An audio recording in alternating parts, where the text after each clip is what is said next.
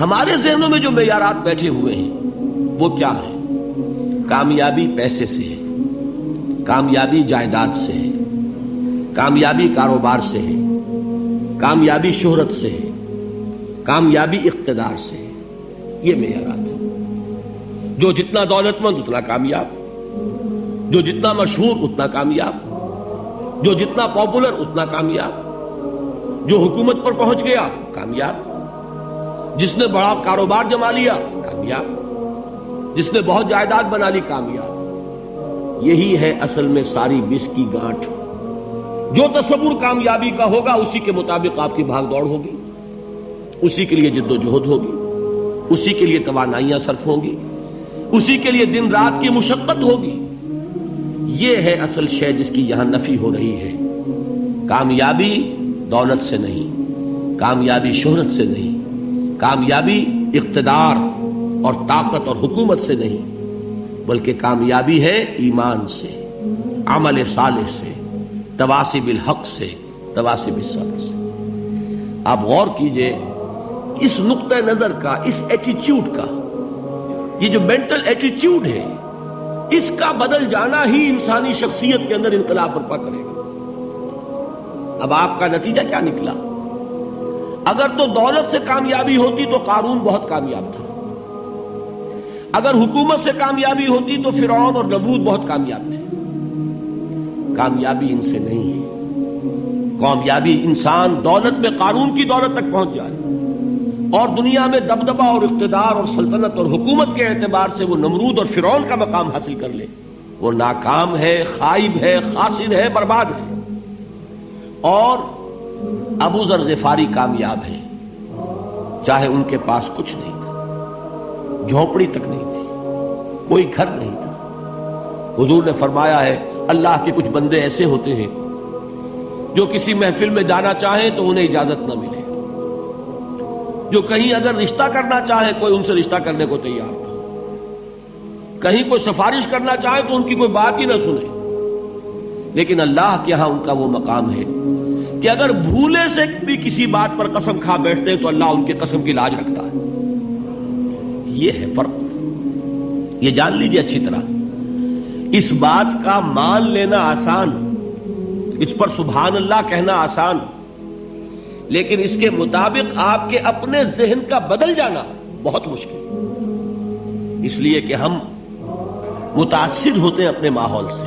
وہ بڑا محل ہے، دیکھ کر ایک دفعہ جھجری آتی ہے، وہ بڑی سی 20 فٹ لمبی کار سناٹے کے ساتھ آپ کے پاس سے گزر گئی. ایک دفعہ اعصاب کے اندر ارتعاش ہوتا ہے، محسوس ہوتا ہے بڑے یہ نصیبے والے لوگ ہیں، بڑے خوش نصیب، بڑے کامیاب. حالانکہ کچھ معلوم نہیں کہ یہی سب سے بڑی بد نصیبی ہو سکتا ہے کہ یہی سب سے بڑی ناکامی ہو. اگر ذہنوں میں یہ بات بیٹھ جائے کامیابی کس شے سے. یہی وجہ دیکھیے قرآن مجید میں بارہا آپ دیکھیں اولئک ھم المفلحون، یہ ہے لوگ کامیاب ہونے والے. آج ہی آپ نے نماز میں وہ آیات سنی، یا ایھا الذین آمنوا ارکعوا واسجدوا واعبدوا ربکم وافعلوا الخیر لعلکم تفلحون.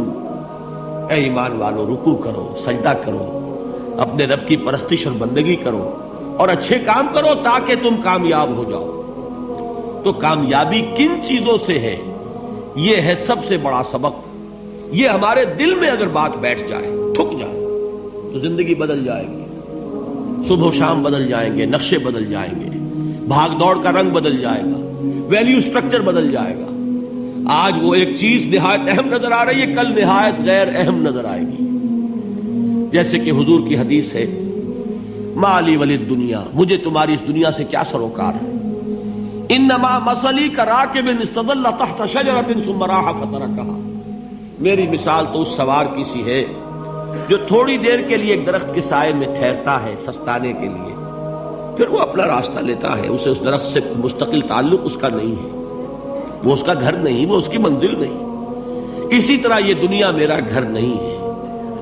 اب دیکھیے ہم کہتے ہیں انا للہ و انا الیہ راجعون، ہم تو مسافر ہیں، ہم اللہ کے پاس سے آئے، اللہ کی طرف ہمیں لوٹ جانا ہے. کن فی الدنیا کانک غریب و عابر سبیل، حضور فرماتے ہیں دنیا میں ایسے رہو جیسے کہ تم اجنبی ہو یا راہ چلتے مسافر. لیکن یہ طرز عمل کب ہوگا؟ جبکہ یہ آیت ہمارے ذہنوں کے اندر بیٹھ گئی ہو، والعصر ان الانسان لفی خسر الا الذین آمنوا وعملوا الصالحات وتواصوا بالحق وتواصوا بالصبر۔ یہ ہے اصل بات جو میں نے عرض کیا تھا کہ میں بتاؤں گا صحابہ کیوں ایک دوسرے کو یاد دلاتے تھے۔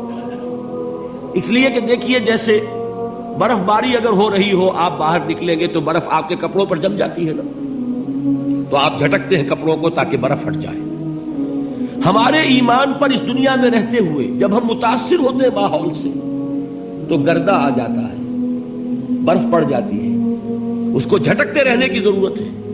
اور وہ جھٹکنے کی بہترین اور مؤثر ترین شکل یہی ہے کہ یاد رکھو کامیابی ان چیزوں سے نہیں ہے۔ چمک دمک جو ہے دنیا کی، یہ ساری چمک دمک جو تمہیں رجھا رہی ہے، جو تمہیں اپنے اندر گم کیے ہوئے، یہ لفظ گم پر اقبال کا وہ شعر یاد آ گیا کہ کافر کی یہ پہچان کے آفاق میں گم ہے، اور مومن کی یہ پہچان کے گم اس میں ہے آفاق۔ تم گم نہ ہو کر رہ جاؤ، اس میں مبہوت نہ ہو کر رہ جاؤ، مرعوب نہ ہو کر رہ جاؤ، دنیا ہی کی محبت تمہارے اوپر ڈیرے نہ ڈال دے، تمہارے دلوں کے اوپر مسلط نہ ہو جائے۔ لہذا تازہ کرتے رہا کرو، والعصر ان الانسان لفی خسر الا الذین آمنوا وعملوا الصالحات وتواصوا بالحق وتواصوا بالصبر۔ پھر یاد کر لو، پھر تازہ کر لو اپنے اس یقین کو کہ کامیابی دولت سے نہیں، کامیابی ثروت سے نہیں، کامیابی اقتدار سے نہیں، کامیابی شہرت سے نہیں، کامیابی جائیداد سے نہیں، کامیابی ہے ایمان سے، کامیابی ہے عمل صالح سے، کامیابی ہے تواصی بالحق سے، کامیابی ہے تواصی بالصبر سے۔ یہ چار چیزیں ہیں کہ جو کامیابی کے لوازم